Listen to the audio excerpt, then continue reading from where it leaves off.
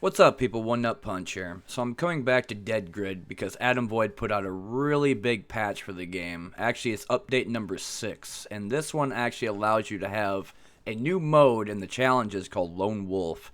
And what you do in Lone Wolf is that you start off with one merc, and sometimes you'll get additional that join you, but only for like an optional thing. It's not like a mandatory mercenary that will come with you in all the missions. You will only stay with one.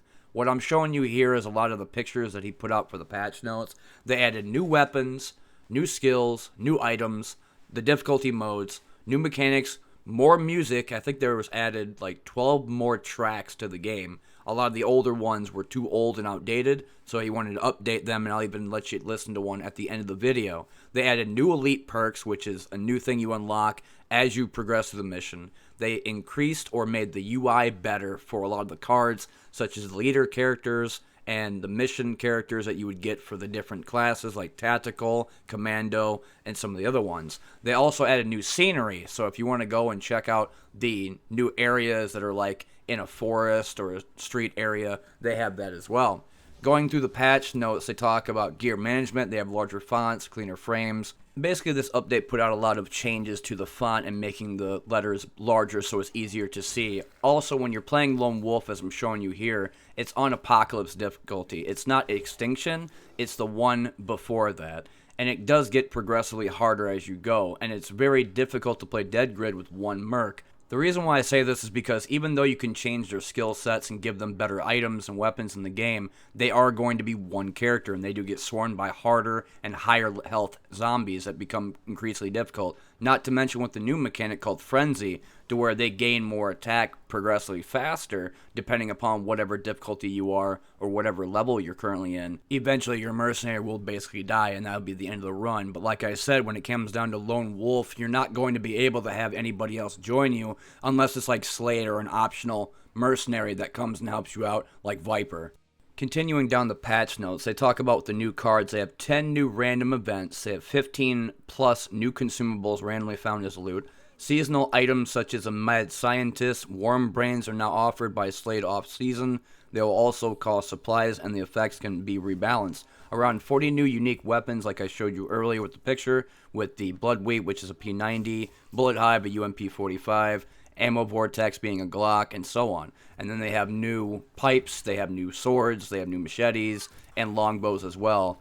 Through the mission details, they say recommended squad power has been reworked for a new enemy scaling in different difficulty modes. They go on to talk about the new skill changes, such as leader passive trait has been completely reworked and now removes summoning sickness, which means when you normally summon the mercenaries to the field, they would have to wait a turn before they could do anything. That's not the case anymore. Enforcer and Commando mercs now grant passive benefits on adjutant mercs only. You'll have to reposition mercs in combat. 16 new skills have been introduced, phasing out some older ones. Leaders received largest overhaul of skill changes, primarily due to their complete rework of passive traits. Some of the phased out skills are now random events. And for the sake of the tutorial, they have a small tutorial for the unspent location intel points to help new players unfamiliar with the mechanic, meaning that if you're going to use the support stuff, it will tell you as a reminder that this is what you can do before you can go into a mission. Earlier I talked about the new scenery and showed it off at the start of the video. Let's go ahead and talk a little bit about it before we get into the combat UI. They say in the all new scenery, completely reworked all outdoor locations with new scenery. This covers all missions with outdoor environments, aiming for a more consistent theme across the Pine Valley region. In total, this rework covers around 30 locations, most focusing on the outdoor scenery and a few indoor locations, such as the final encounter of the warehouse. They also go ahead and talk about the combat UI, saying they improved many tooltips to explain the noise bar, threat cards, unaware cards, and killing sprees. This can also be disabled in game settings by seasoned players. Killing spree now tracks the total consecutive kill count, going up even at max spree. Added a new animation when alerting distant enemies, which means there's two different enemies you can see here. You have the rewards section on the right hand side that's yellow, and the red cards on the top of the enemies you have to fight. When they go through all the way, those red cards are gone, then you can complete the mission. But if the noise level is too high, the yellow cards will come out and you'll have to deal with those zombies instead, losing more rewards. Since we're currently in combat right now, I want to talk about the UI when it comes on the cards. They added a lot of these like portraits for when you go and hover, showing Viper and showing Hudson and showing everything that they actually do, which is a lot more clear than beforehand. With Viper, he's an optional mercenary that will come and help you. He has a shield, which is a trash can lid, and his secondary, which is a machine gun, will do like 248 damage. That's what I was talking about earlier when I meant Lone Wolf. Viper is basically a support card that will come and help you every once in a while. Just like Slade if you were going to ask for Sniper Overwatch. He helps you every once in a while, and then that's about it. Another thing that was added in the game is the enemy changes. All eliminated zombies now include a short bio of their recent activity in the Pine Valley and what put them to the final rest. This activity is generated through an in-game algorithm, which I can improve upon further feedback, meaning it will actually tell you when and where that zombie was before you seen them and you killed them. Also, with loot bags and area objects spawned on board from enemy threats are now always followed by a random minion card from the enemy threat pool. This should reduce many turns where an item such as a loot bag was drawn, leaving the player with nothing to attack unless the trigger initiative.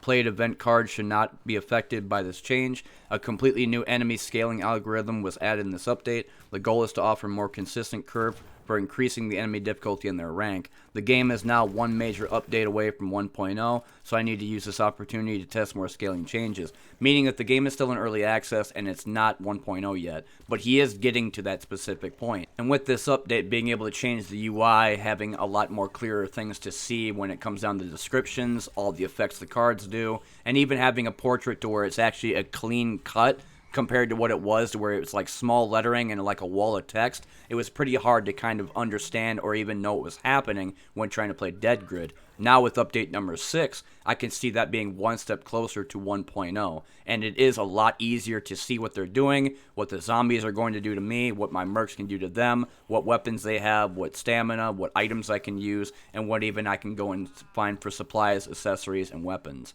Now, I want to talk about the trader, and this is the guy that you'd go at the end of the mission and sell all your useless crap and buy better stuff for your characters. They say in the trader stock refresh rework, reputation is no longer used to refresh Slade stock, meaning that it used to be reputation that you would use to refresh everything. Instead, purchasing an item with value of 50 supply or more grants 1 trader favor. And instead, it has like a refresh button that once you get down to 0, you can't do any more refreshes until later. Completing any mission now grants favor points with Slade, used to refresh its stock. Intel points spent on Slade can increase the favor points by completing missions of a total of 6.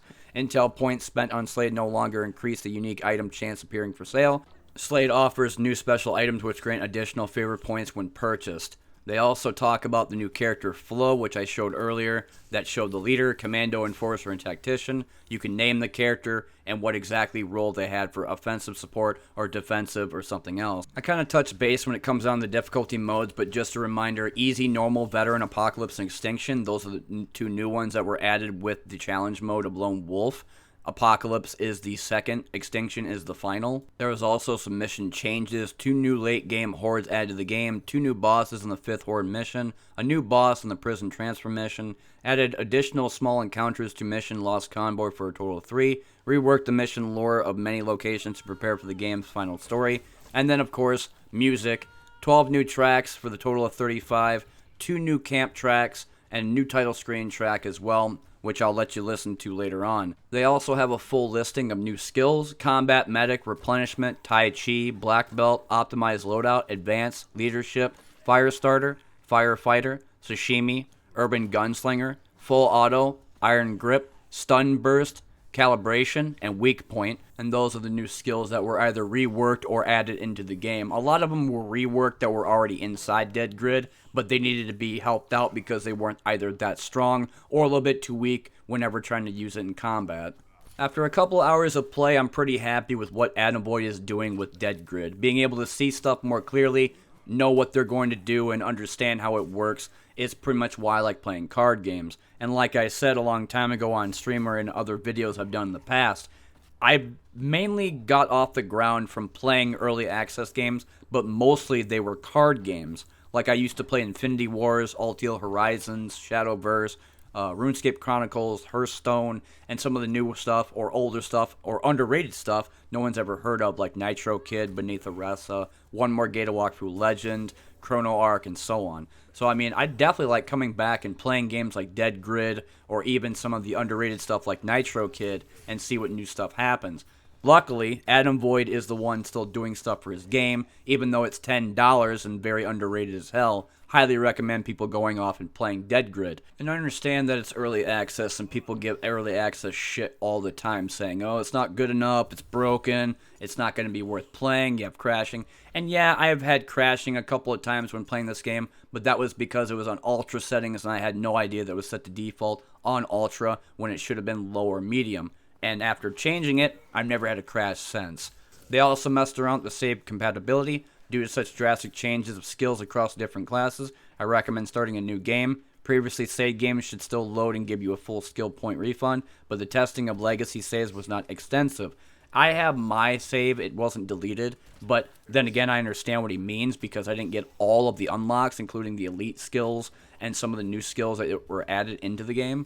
Before the end of the video, I want to talk about a little bit of a sneak peek for update number 7. They say, finish the campaign, rework the assignment system, more assignments with new rewards, finish the last 2 survivors, no mechanics right now, and introduce more bosses and area objective mechanics.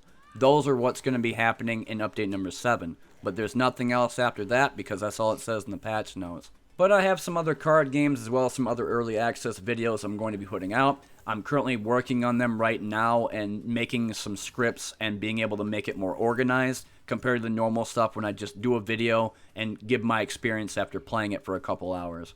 But anyway, thanks for watching my videos. If you like what you see, press the like button and the bell for subscriptions, notifications, or you can check out my stream channel at OneNutPunch at twitch.tv. Anyway, thanks for watching, everybody, and I'll see you later in the next one.